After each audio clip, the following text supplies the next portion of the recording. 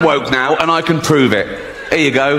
I love illegal immigrants. Yeah, sue me now. Sometimes I go down to Dover for the day, right? And I look out, right? I look for a boat, and I see a dinghy with about 6. Ricky Gervais recently took Keir Starmer to task in an unforgettable live TV moment.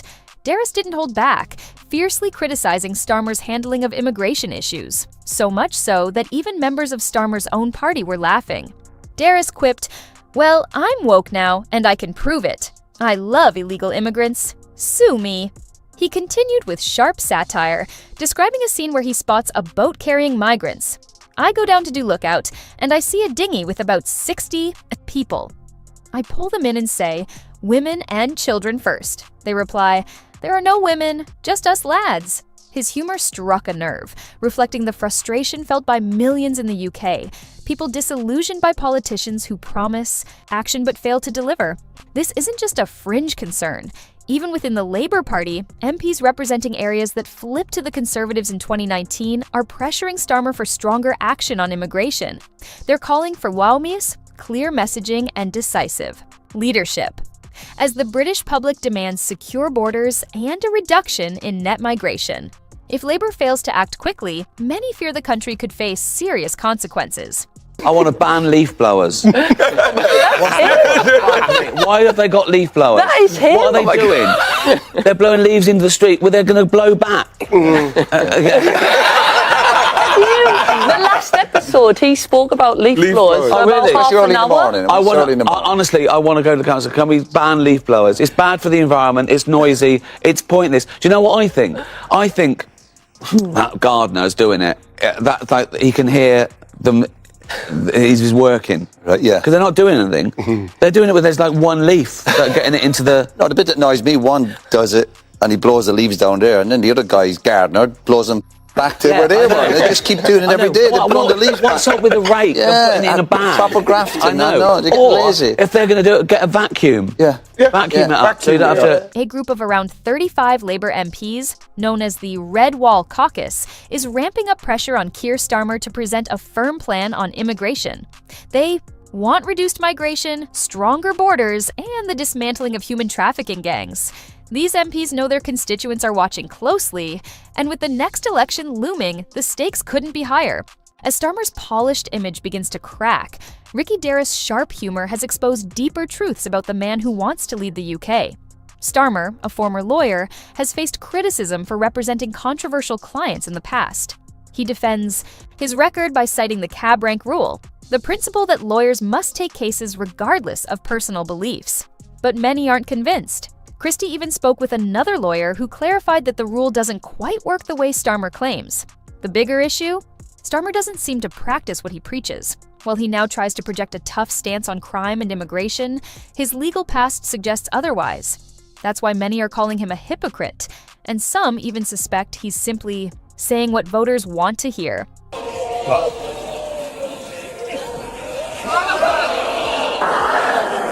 Jennifer Lawrence made the news when she demanded equal pay for women in Hollywood, and she received, overwhelming support from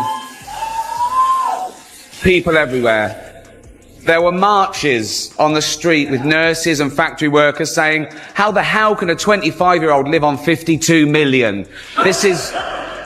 There were plumbers around the world going, poor girl in town, what fucking hell? So, but joking aside, of course women should be paid the same as men for doing the same job. And I'd like to say now that I'm getting paid exactly the same as Tina and Amy did last year for hosting it. No, I know there was 2 of them, but it's not my fault if they want to share the money, is it? That's their stupid fault.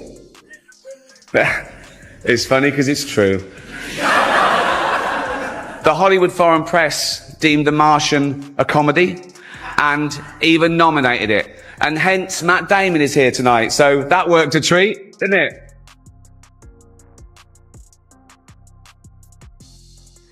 To be fair, The Martian was a lot funnier than Pixels. But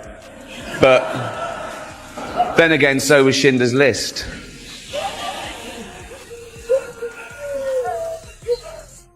It's just a film.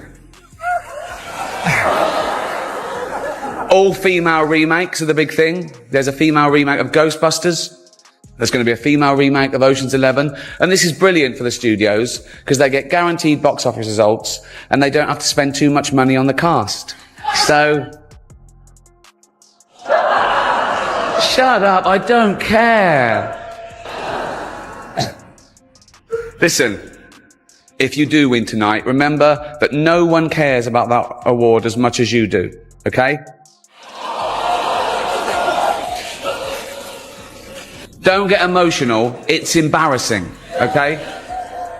That award is, no offence, worthless. It's a bit of metal that some nice old confused journalists wanted to give you in To Keir Starmer appears increasingly out of touch with reality, making promises without real commitment.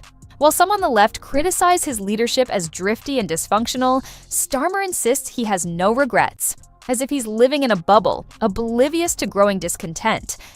Ricky Gervais' jokes hit the mark. Starmer isn't as honest as he claims to be. He's just another politician willing to say whatever it takes to gain power. But now that he's in charge, he can't seem to keep his story straight. With Labour's internal struggles mounting, the big question is, how long can he keep this up before it all unravels? One of his biggest promises, "I will not raise taxes," could be what ultimately brings him down. As Labour rolls out its economic plans, a looming question remains. How long before this promise collapses under the weight of reality? Remember when Starmer campaigned on delivering a stronger economy without raising taxes? It sounded great at the time.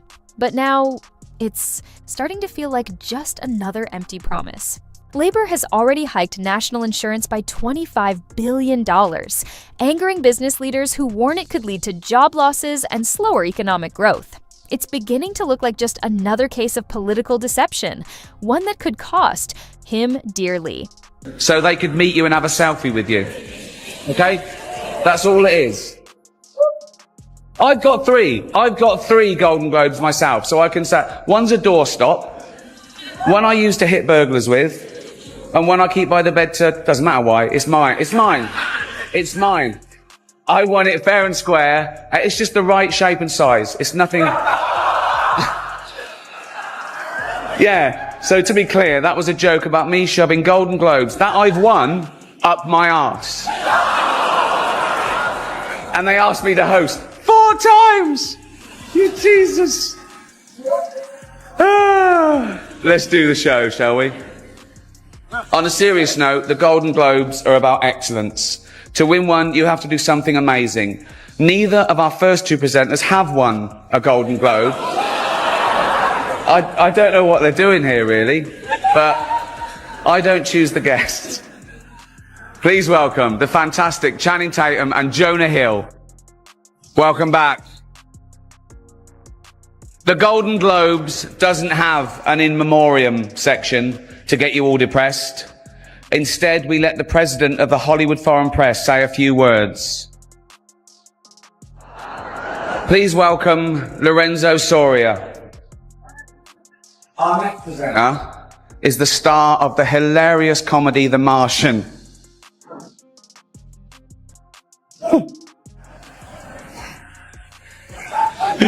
Oh, he nearly died. Right. He's also the only person who Ben Affleck hasn't been unfaithful to.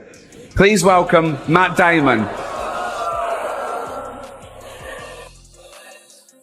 Eva Longoria and America Ferrera aren't just beautiful, talented actresses.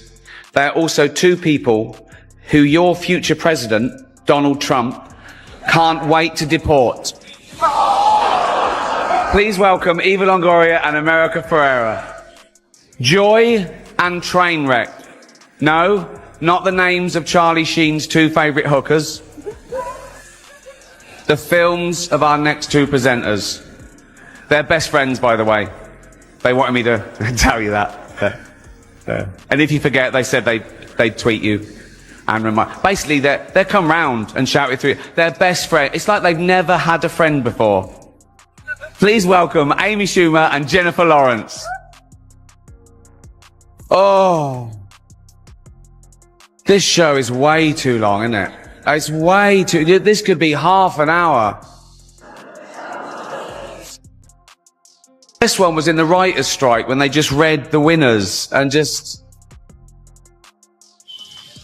Okay. Let's get through it. Right. Unbelievable. Some people still think this award means something. The winners. Just listen to me. Listen. It doesn't just... Right. When Brad and Angelina see our next two adorable little presenters, they're going to want to adopt them. By trying to fix the economy, Keir Starmer may be making things worse. At the same time, his own Chancellor, Rachel Reeves, is warning of a $22 billion gap in the country's finances. This has led to growing doubts about whether Labour can manage the economy without breaking Starmer's promise. Experts aren't optimistic. Paul Emerson from the Institute for Fiscal Studies has pointed out that the Chancellor has very little room to maneuver. Now, Starmer is stuck between two bad options: either break his promise and raise taxes, or let the economy continue to struggle. The result? Starmer's approval rating is slipping. Voters expected an honest leader who would keep his word, but instead, they're seeing more of the same political games. The situation is starting to feel eerily similar to the 1992 election, when George H.W. Bush famously promised, "Read my lips, no new taxes," only to raise taxes and lose re-election. So, how close is Starmer to breaking his promise? Very close. That national insurance hike may not technically be a tax, but businesses still have to pay it. And with a $22 billion black hole in the budget, it's hard to see how Starmer can avoid tax increases down the line. Doing karate when I was about 25, 26, right? Oh, yes. And they said, you've got to go along and get a box, Yeah. right, for, in case you get kicked, right? And I went along and I went to Lily White's, I don't know if it's still there, and I got a cricket box, right? And I went along, I got that, I bought that. I said, it's really tight, right? And I went back, right, to take it back, and I was in a queue, and I got to the front of the queue, and I said to the guy, I said, I'm not being funny, but this box is too small for me, right? And he went, yeah, it's a child's.